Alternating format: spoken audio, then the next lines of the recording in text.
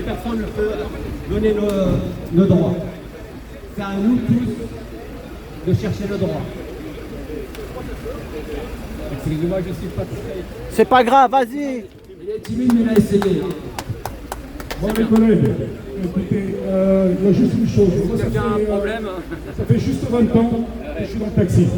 D'accord? On nous a fait miroiter un tas de choses avant de rentrer dans ce métier. D'accord? Moi, ce métier-là, je vous avoue, je ne l'ai pas choisi par dépit. D'accord? Je gagnais très très bien ma vie avant. Sauf que moi, comme la plupart d'entre vous, je suppose, à partir du moment où on a goûté à une espèce de liberté, où on peut travailler pour soi, et on ne sent pas le souffle chaud de son patron derrière sa nuque toute la journée, on ne peut pas revenir en arrière. D'accord? Ce métier-là, normalement, quand un métier est, comment dirais-je, il y a des lois, il y a des règles pour ce métier. D'accord? Ça a été fixé depuis des années. Moi, je n'étais même pas encore né. D'accord? Le métier de taxi, c'est un métier de service avant tout. Donc, on ne peut pas dire qu'on est inutile dans cette ville. Mais regardez ce qui se passe depuis quelques décennies. Moi, je suis ça fait 20 ans. J'ai mon frère, ça fait 35 ans. J'ai des potes, au moins, ils sont déjà à la retraite. Regardez ce qui est devenu ce métier. Et il ne faut pas se leurrer. Il ne faut pas montrer tout le temps les mains du doigt. Il faut savoir une chose, c'est qu'on est en partie responsable. Moi, je me mets dedans.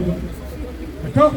Je vois encore aujourd'hui des collègues, non, je ne prends pas la carte bleue, non, je ne prends pas 4 personnes, non, ce n'est pas ma direction. Alors oui, on a notre part de corps, il faut l'assumer.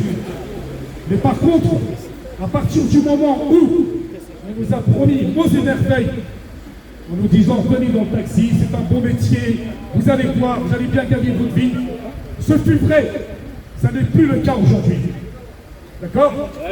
Aujourd'hui, vous avez certains fils de certains politiques que je ne nommerai pas, qui ont des flottes de 200, 500 voitures, qui viennent nous faire concurrence.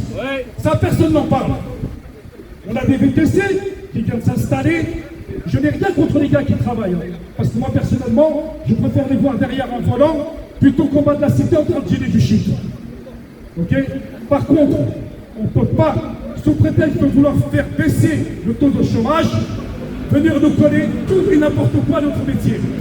C'est un métier qui est réglementé. Ces gens-là, quand je parle des VTC, on les laisse travailler, mais par contre, la réglementation, c'est pas la même. Quand les boueurs arrivent à Orly ou à Roissy ou à n'importe quelle station, qui vient le contrôler? Les taxis? Il vient contrôler les taxis, les collègues. Il faut aller les voir pour leur signaler qu'il y a des racoleurs.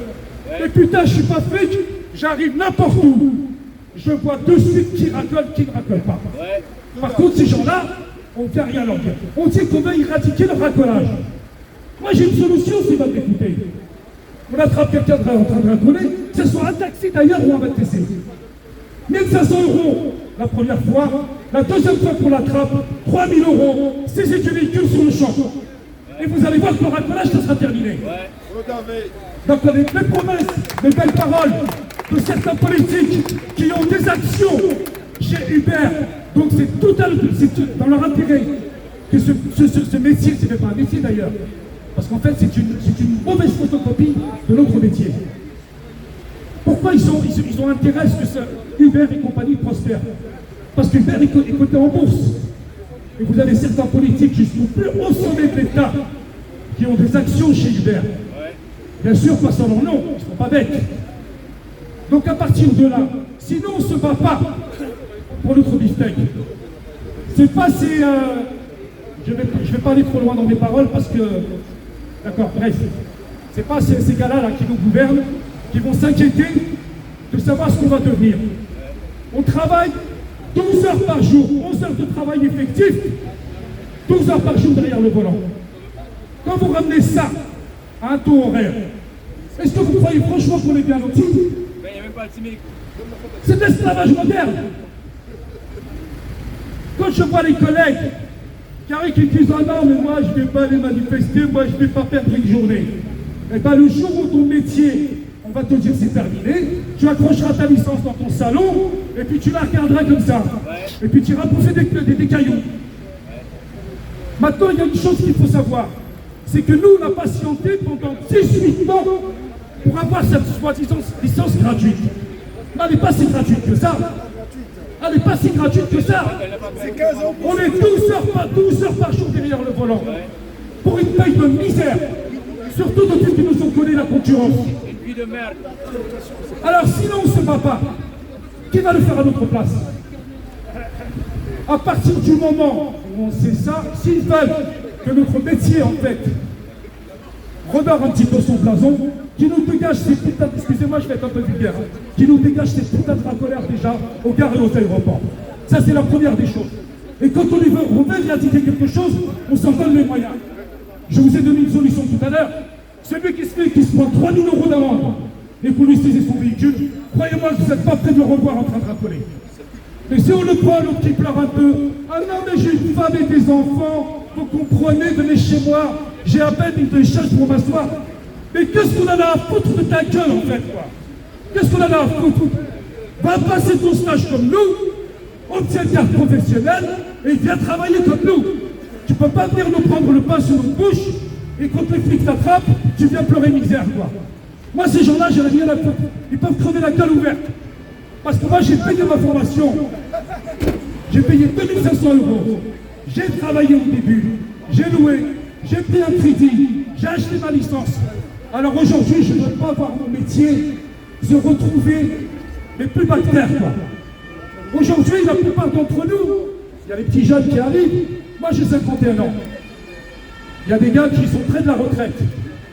Et vous pensez que c'est avec la retraite à la noix qu'ils vont nous donner qu'on va pouvoir vivre?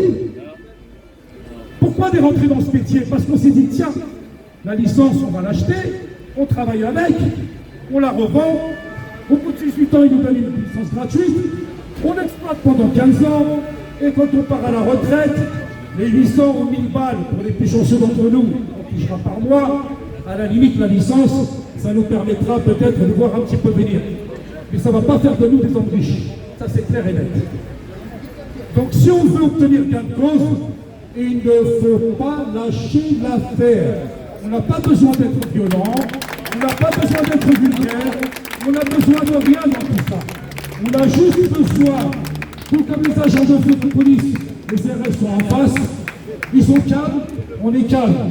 On n'est pas là pour se battre, on n'est pas là pour détruire l'immobilier, non, parce que ça les coûte d'impôt, que ça sera réparé, on veut juste être entendu.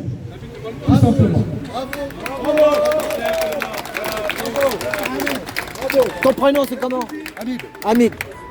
Bonjour à tous. Ah, c'est toi qui fais les poèmes? Hein? C'est moi.